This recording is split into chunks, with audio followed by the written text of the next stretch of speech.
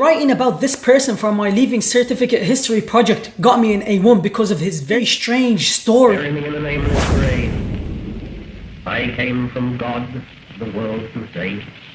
I brought them wisdom from above, worship and liberty and love. Assalamu alaikum wa rahmatullahi wa barakatuh. The topic of today's episode is a completely strange topic, and in fact it is a topic that I have never discussed before. It is black magic and its influence over today's society. And the person I want to focus about, he called himself the Beast 666. Actually, before I continue, I know that throughout this video you will feel heavily uncomfortable. You will feel a sense of discomfort, but watch the video until the end so you'll understand the importance of this video and you will understand why I chose this topic. So the person I want to talk about, he called himself the Beast 666, and the British press labelled him as the wickedest man in the world, and you will understand why they called him that. The Beast 666, in my opinion, deserves to be called the Haywan, and in fact, it is an injustice to Haywanat to attribute this man to them, okay, this disgusting human being to them, because Haywanat are in fact very beneficial. And we can think about the most Haywan I hate, the hyena, okay, that scavenges on the kills of other animals. When it hunts, it eats the animals while they're alive, it mows them while they're alive. And we can see an example of a hyena literally opening up the stomach of another animal while still standing. It is not like wild cats where they will capture their prey and they will bite it by the neck until it dies and then they will consume it afterwards.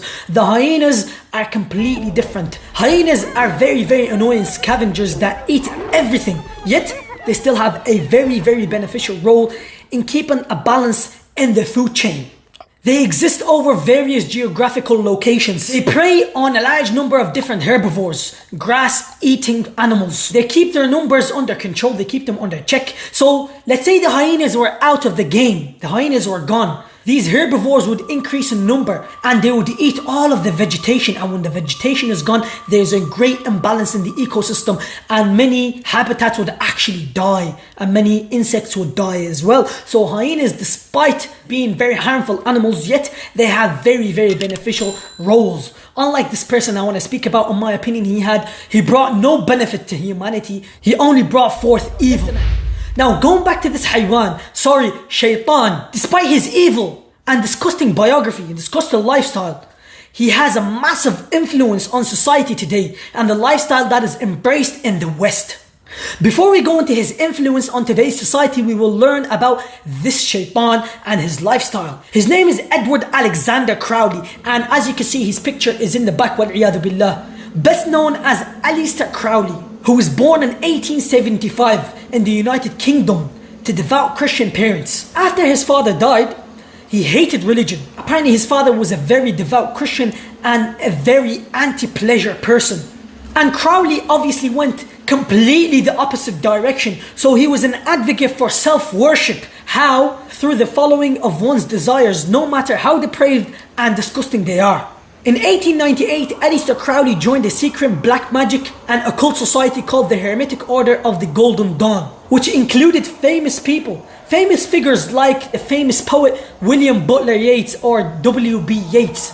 In the society, Aliester Crowley learned ceremonial magic, sihr, and the main objective behind them was to influence society, exactly like famous people nowadays. Loads of them have sold their souls to the devil as they proclaim and they do lots of juju or black magic. So this is not something new, it is something that has existed centuries ago.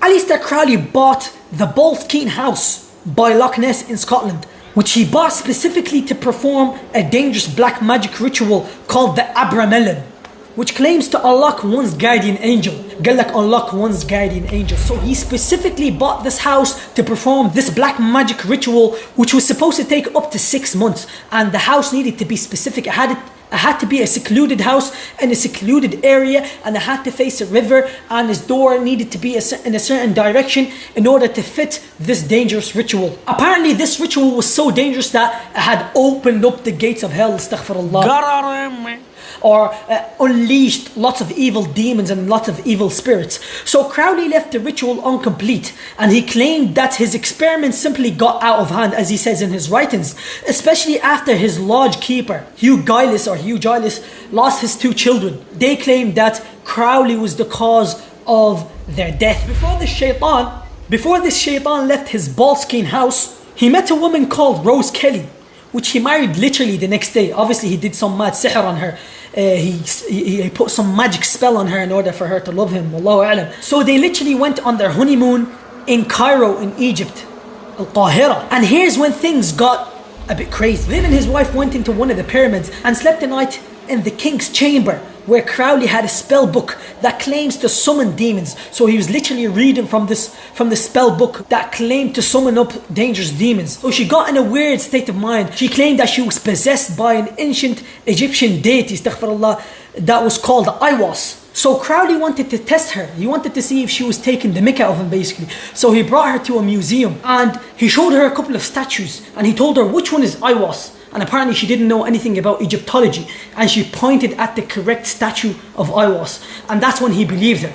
And she told him that they needed to go back to their apartment because that demon or deity or whatever had a message to tell him. So once they arrived back to the apartments, apparently Crowley heard an unearthly voice from over his left shoulder that dictated to him the book of the law, that dictated to him a new religion, and he called it Thelema.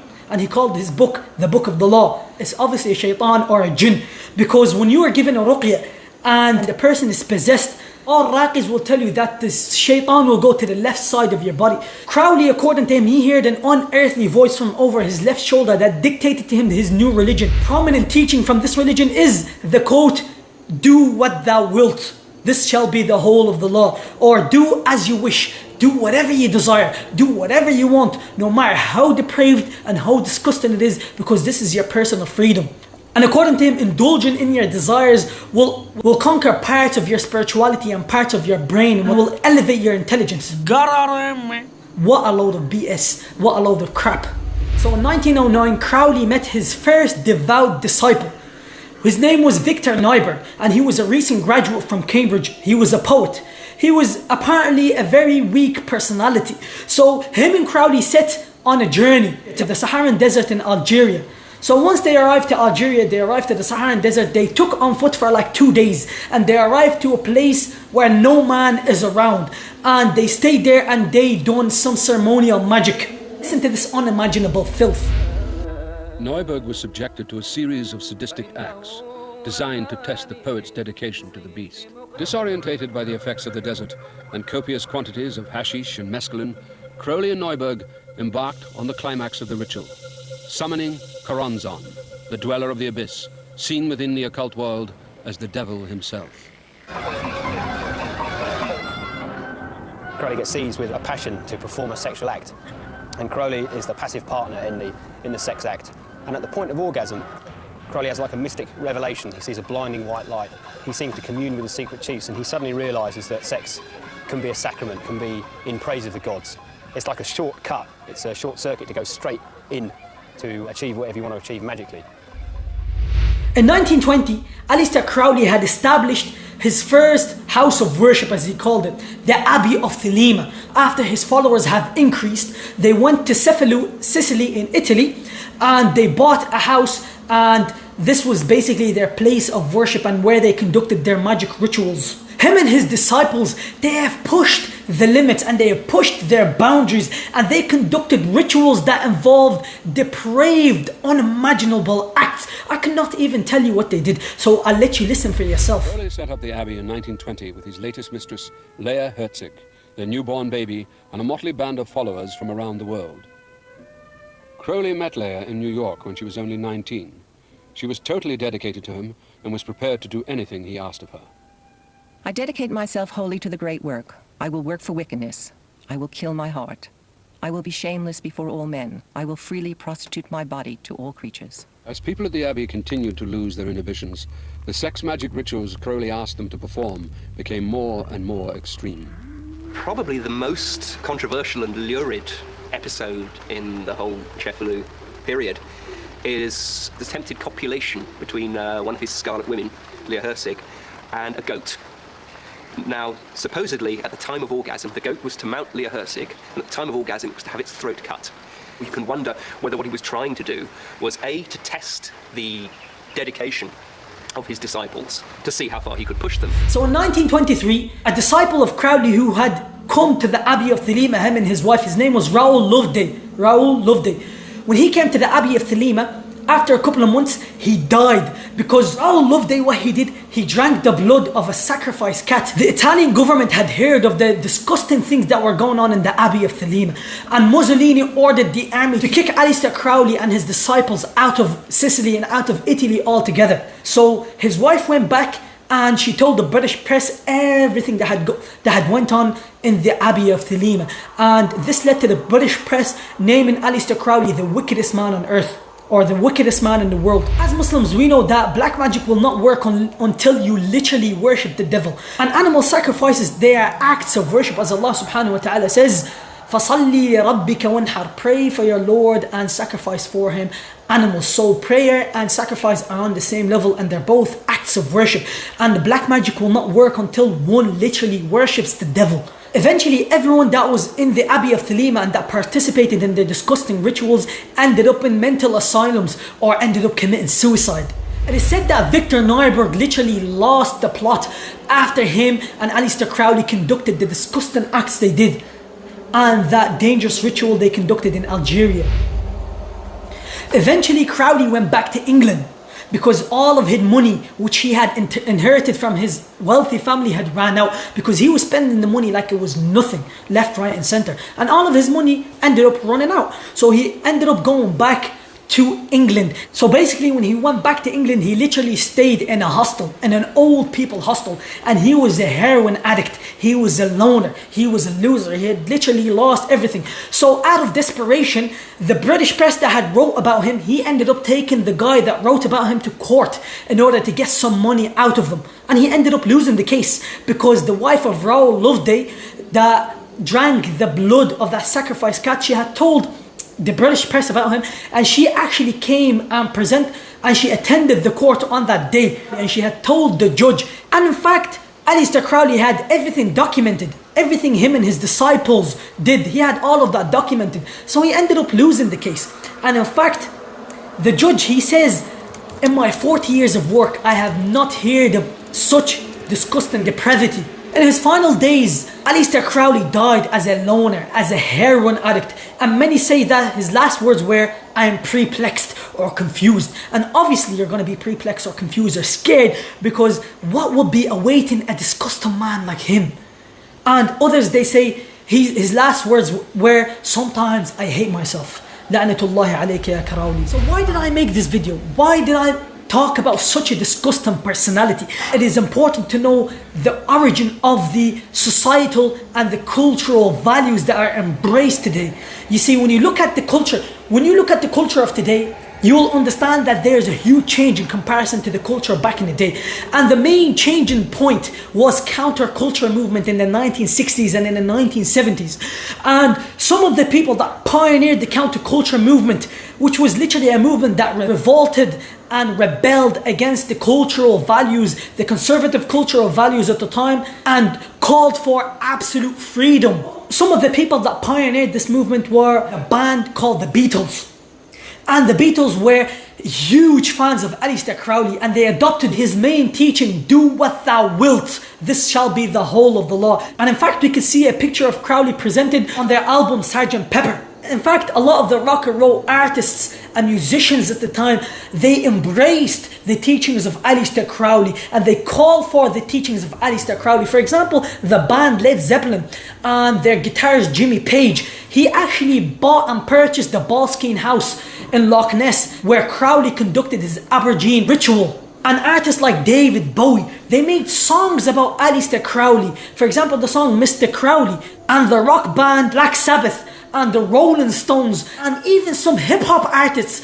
All of these rock and roll bands were very, very famous at the time, and they literally changed the culture, and they led and pioneered the counterculture movement, and they changed societal values at the time, and they promoted and came up with things that were literally unheard of. And in fact, the Beatles, the Rolling Stones and Led Zeppelin, they literally conducted black magic rituals in their live shows, and they did animal sacrifices on their live shows. And many Hollywood artists nowadays embrace this ideology. So many of them are involved in the dark arts and the black magic and the occult and juju basically.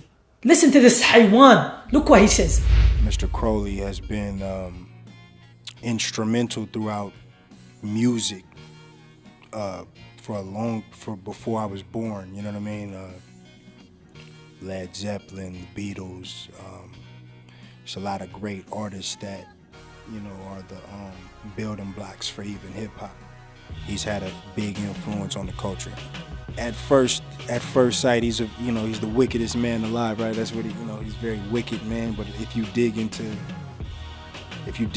the poetry and you read between the lines of his poetry and you dig into his story, a lot of the things will make more sense to you. You know what I'm saying? I feel like it made a lot of sense with me. A lot of the things that he discusses resonate. After everything you've heard and everything we know, and he says he read about Aliester Crowley, yet he says people do not read between the lines, and he's trying to glorify Aliester Crowley. A lot of the fans of rock and roll and a lot of the fans of these people, they go against Prophet Muhammad sallallahu alaihi wasallam, and they claim and they fight against Islam with the excuse of morality. They claim that Prophet Muhammad sallallahu alaihi wasallam did not have morality.